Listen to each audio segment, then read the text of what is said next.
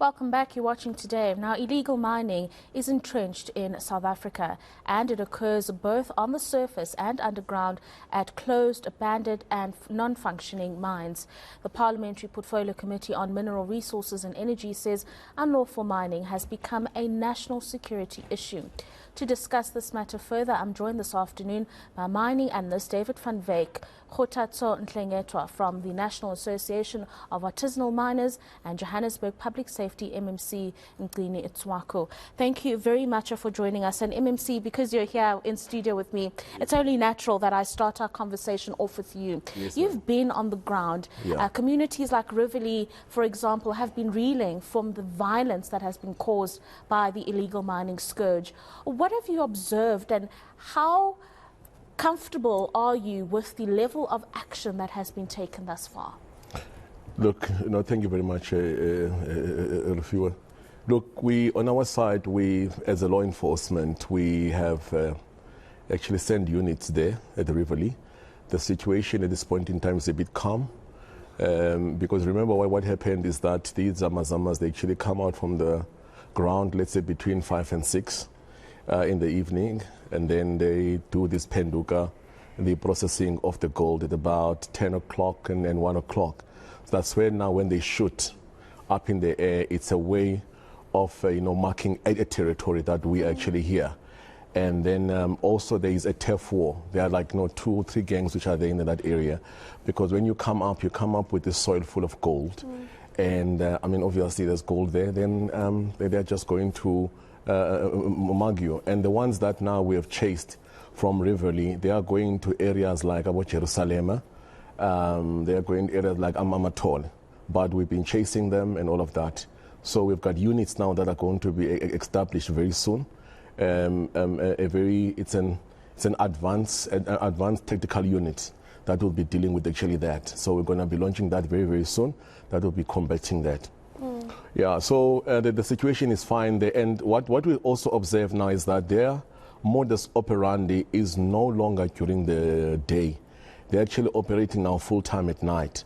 So that's why now these units that we're going to establish, we must have a tactical gear, proper tactical gear, and secondly, you have what is called a night vision. Night vision, you are able to see, that the people are moving up and down into the area.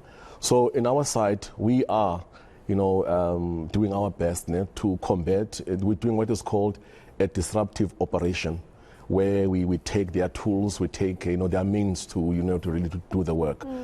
Situation is a bit calm, but at night we've been getting complaints that when they come out, then they start shooting at each other. So we've got now a visible, policing. We've increased this visible policing around those areas, especially at the Riverlea, and then in Jerusalem as well. You know what happened last week, where there was a shooting all over the show, and the people of Jerusalem went and they sought the refuge at the Florida police station. Of course, we've got some bit of a challenges there at the JMPD with our cars. But we are seeing our contractor right now, and I told him that before the end of this week he does not release our cars. He's going to see what will happen to him, because he's still owing us cars. We need cars so that we can increase our police, the police visibility around the area. Yeah, MMC, I want to bring in David and Kgothatso in a moment, but before we do, a little more detail on this advanced technical unit that you say will be established soon. Is that a long-term solution to those communities, or is this just part of a cleanup operation? Tell us a little bit about exactly what this advanced technical unit will be doing. Okay, this currently is, we've got what is called an IIOC, that is our undercover unit. It's got high caliber rifles, and also we've got the K9 unit, we've got the infrastructure unit, we've got the taxi violence units. They're all units into there, operating into all those things there. So what we are doing is that we are combining them into one unit. And we'll be probably having plus minus a false multiplier of about 400. Combating team with automatic rifles that will be able to really deal with this issue in terms of, we're just going to be a cleanup operation and monitoring and evaluation, and also protecting all these communities. It will be launched on the 19th of September. It will be at the Alexandra. And we'll be invited, I'm sure. We'll be invited, yes. And then also, we will be also parading the traffic wardens. We'll be parading also what is called the JMPD patrollers, which are the ones that are actually our eyes and ears. Those are the ones that were able to have what is called a police, community-based policing. So these are the ones who are patrolling and tell us if there are any issues there. But of course, in many interviews that I had, I said, this is just a way of monitoring violation, combating the crime that is happening there. Because irrespective of any nationality in the JMPD, whether you're coming from Zimbabwe, you're coming from Lesotho, and you're coming from Africa anywhere, if you don't comply with the laws of the country, we are going to shoot you. You shoot at the police and undermine the laws of this country, you'll meet your maker. And that is not a sort of a promise, it's a commitment. Because we cannot have a situation where individuals are shooting at our communities and all of that. So people have this notion that EFF has got this thing of Pan-Africanism and supporting like that. Look, if people are doing a criminality, people must never use those things, but no, it will be protected by the EFF because it's got this kind of thing. No, we will make an example. We just want to find one, and they will know who actually. We don't, with the safety of our people, we don't actually joke. And then there was an agreement yesterday that yes, in the meetings we have, let us support in terms of the bill, we started a bill to support what is called an artisan and small-scale mining and involve the communities in that area.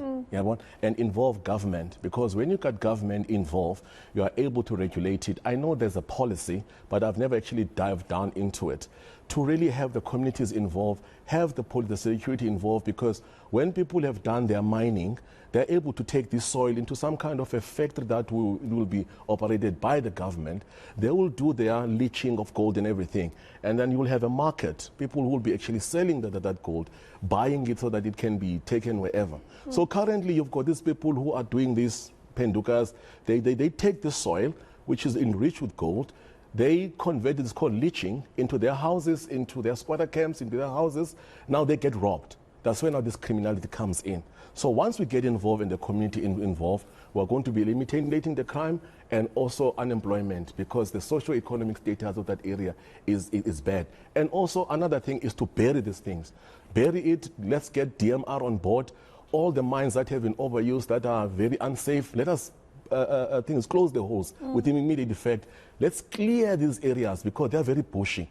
Let's clear them up. Let's put lights and everything visible for policing. That is what we can do right now at this point in time. Low-hanging fruits. Low-hanging fruits here is to clean up the area properly, clean it up, put some put lights on. Then I mean the guys, you can see there because it's very, very bushy. And this is what we actually propose, that let's get these tailbees, 10 or 20 of them, move the earth, put lights on, and then you can have police and JMPD doing it some this visibility policing in the area. Kgothatso, I'm going to bring you up in a moment because the MMC brought up something quite important there in artisanal mining. But before we do, David, just to get a sense from you how bad illegal mining has gotten in South Africa. Last week I spoke to an analyst who indicated that illegal mining in the country could potentially be on its way to be bigger than the legal mining industry, if not already, just because of the roots that have been entrenched over the years. What is your assessment on how big the situation is so that we know at what scale to introduce different interventions? Well, I think that the problem is a multi-layered problem. The problem has to do with a migrant labor system that took labor from southern Mozambique, that took labor from Lesotho, that took labor from the Eastern Cape and so on, and brought them over to the mines for 130 years. As a consequence, Lesotho never got to develop because its human resources were all sitting in South Africa, digging gold in South Africa. Mozambique was undermined because it could not really develop in the southern parts of Mozambique because those people were all sitting in the mines in South Africa. And so we really have to also look, if we want to stop people from coming across to South Africa, as they've done for 130 years, we need to ensure that those areas where they come from the labor sending areas also get developed. But apart from that aspect, I think that we also need to look at the criminality of corporations that abandon mines. We've got 6,000 abandoned mines, and we have Mintails that was abandoned in the last 10 years. We've got Central Rand Gold that was abandoned in the last 10 years. We've got Coal of Africa that was abandoned in the last years. We need to prosecute companies and company directors that are involved in abandoning mines and not in rehabilitating mines like they should be. Apart from that, mines are also very useful for our economy because most mines have got all kinds of facilities, training facilities, they've got industrial facilities, transport facilities, they've got hospitals, clinics, housing stock, and so on. And in many areas, when these mines get abandoned, those houses and everything that is there that could be useful for the economy actually just get stripped and broken down. And that really is a serious problem. So the criminality is not just guys going underground. The criminality it goes right from the corporate level. And when you speak to Zamas, they very often tell you that they sell the gold to the very mines that abandoned those mines. And unless we hold these corporations and companies responsible, we are not going to move forward. We are not going to solve this particular problem. Now, we've got 30,000 Zamas in the Gauteng area alone. There are 300,000 people that are dependent on their incomes and so on. I really like what the MMC says about artisanal mining and getting artisanal mining properly regulated and getting communities involved and so on. The other problem that is there in South Africa is that the migrant labor came from outside, whereas there was an alliance between maize and gold under colonialism and apartheid. And that alliance said that black South Africans shall work on the farms, foreign Africans will work in the mines. And when the mines start shutting down because many of the minerals are no longer viable for large-scale industrial mining to mine, that is when people get stranded in South Africa. They don't get their pensions, they don't get their UIF and other funds that accrue to them, and they get stuck here, and they then start forming informal settlements on old mine sites. Every old mine site that has been abandoned is an informal settlement today, all the way from Springs right through to Klerksdorp. You can go to every old mine and you'll find the informal settlement there. So we've got a really, really serious social, economic, and perhaps a security problem. But we need to look at the roots of the problem if we are going to solve it. I mean, MMC, you are agreeing vigorously with the sentiments that have been described by David there. And it's quite scary that he's indicated that the criminality goes all the way to the top, to the corporates that run these mines and abandon them. What accountability comes from them there then? But then also the second point, if you will, MMC, the poorest borders. So you've got the ones that have settled after migrating to the country to mine, but you've still got porous borders where people are coming in and out to engage in this illegal growing activity. You know what I like about David? David has actually given what is called a political economy of this mining. And he came with it now very beautiful, because if you look in terms of where it actually came from the beginning, because there was small-scale mining before the mining cartel took over, John Rose and all this kind of thing, and Anglo Gold like that. And exactly as he's saying, they've extracted the mines, they've extracted all this gold, and then you had a situation now where other countries, you have a situation where the other countries like Lesotho, Mozambique, they're underdeveloped. Right? And Gauteng got developed. Now you've got people going from their countries coming into South Africa to seek jobs. So this is what we've actually been saying as the EFF as well. The problem of Zimbabwe is our problem. The problem of our neighboring countries is ours. We must actually help them to develop so that people are able to stay in their country of origin and actually work. Because, for example, I make this thing in another example with the Eastern Cape. I'm from Eastern Cape originally, but in the Eastern Cape, there's no jobs. There's no opportunities.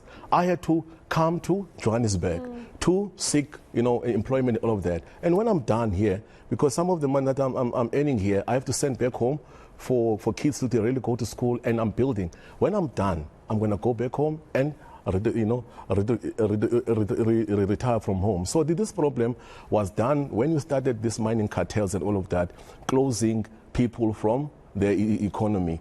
And then there's this migrant labor as well, where people have to come and be taken from all over the place so that they can do this work. So yes, he's correct in terms of saying that I was going to go to the next layer, that who are the enablers of the Zamazam? Yes. There's what is called a line.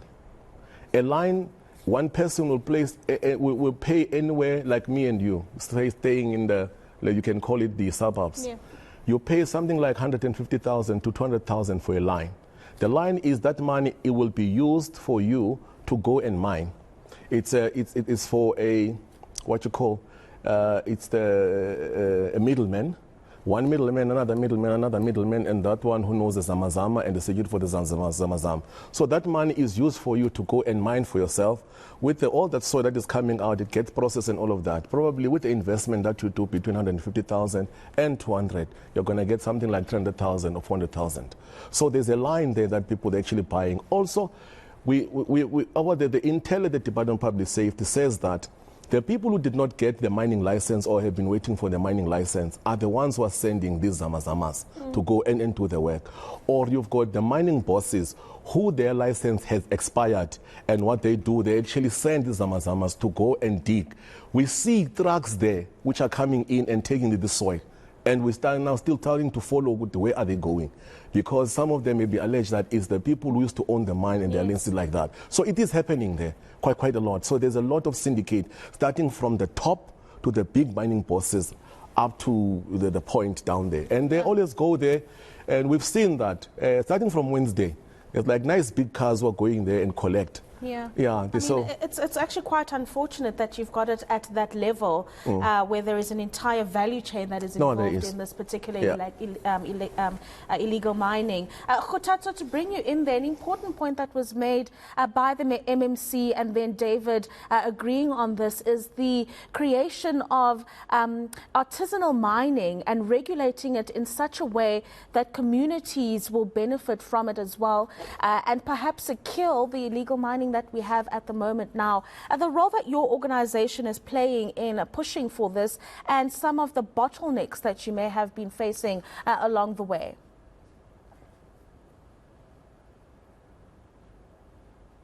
Thank you so much for having me on your program. What we are doing as an organization is we are using the suggestions from the policy. So the policy says that any mining permits that will be given to an artisanal miner must be done so in the form of a cooperative. So we are currently formalizing our artisanal miners, and they are forming cooperatives. We've got already in about 4 provinces, we have got artisanal miners that have legal cooperatives that are ready to get permits. What are the struggles we are having? First of all, we are having the struggle of land. We are here, we know where to mine, we know where the gold is, but because these syndicates are taking over where we want to mine, we don't have an area to mine. And we think if the DMRE would work and collaborate with us, we would be able then to help with this. We would then be able to help with this legalization and regulation. So that's the first thing. The second bottleneck we're having is that the regional departments do not know what's going on at national level. So at national level, the policy's done, but we go to the regional offices and we say, we have formed our cooperatives, we want to apply for permits, but these permits are then not ready for us. And besides not even ready, they don't even know how the process works. There's no process for actually giving artisanal miners permits at the current moment. The third challenge we're having is that we actually have police brutality because we are seen as Zamazama miners. There's no way to distinguish between our members and the Zamazama miners. And that is why we are trying to get ID cards for ourselves. We're trying to get safety gear for ourselves so that we can be identified as artisanal miners and not Zamazama miners. I mean, David, you've just heard those bottlenecks that Kgothatso has just described. So it's not an impossible task to clean up mining towns and communities and root out illegal mining. But it would seem that there is a lack of political will. And I wonder your thoughts on those bottlenecks and really how do we ramp up the recognition that artisanal mining is probably the best route to go and that we need to get rid of the people whose pockets are lined because ultimately they are the ones that are creating those bottlenecks? Well, I think first and foremost, we must understand that mining is not sustainable and minerals are not renewable. You can't plant gold and new gold will come up. So we inevitably will move to medium and small scale mining in this country as the minerals become more and more depleted.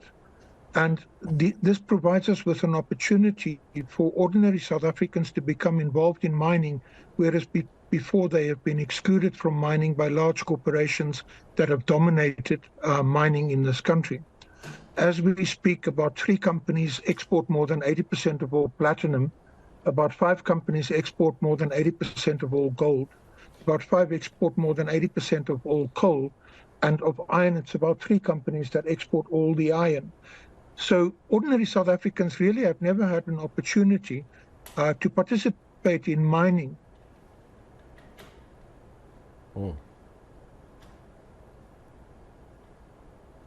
I think, David, I don't know if your audio might have been muted. Let's just check on that. But and while David just fixes that, MMC, worrying.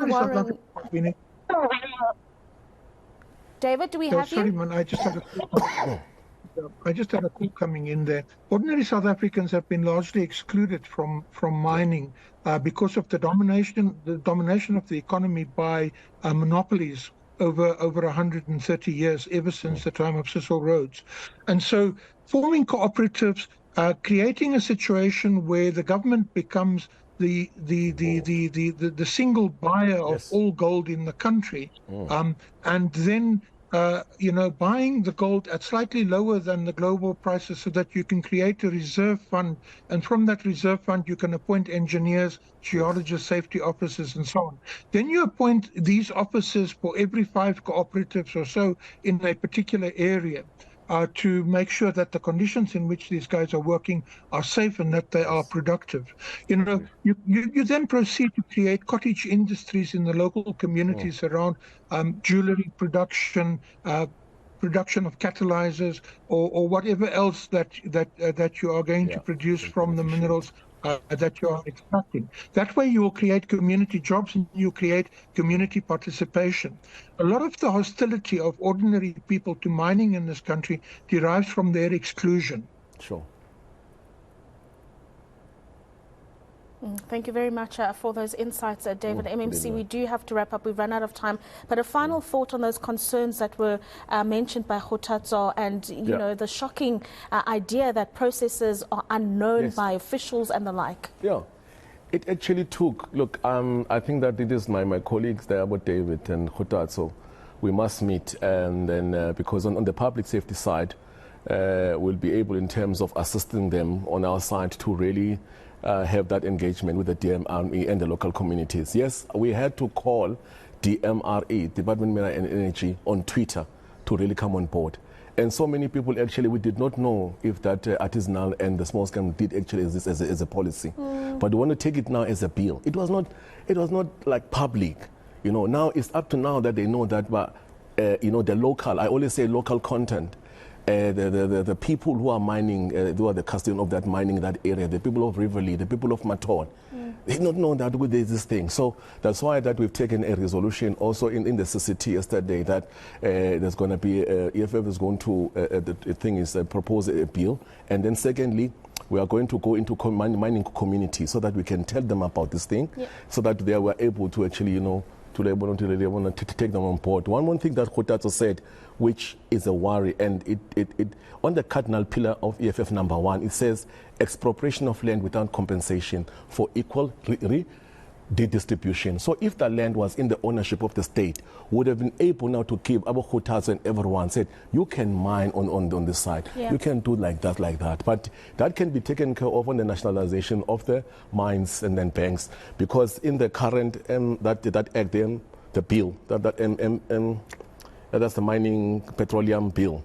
At least there's a point that says that you are able to get this license. So we need a bill that is for the small scale mining as well. That was saying that how do you get that license and all of that. So we are going to go to the community so that we can take them on board, that you can apply. But the problem, as you said, is the issue of the land. Yes. Yeah, well, because that land in Riverlea is not owned by the state. Yeah. It's privately owned.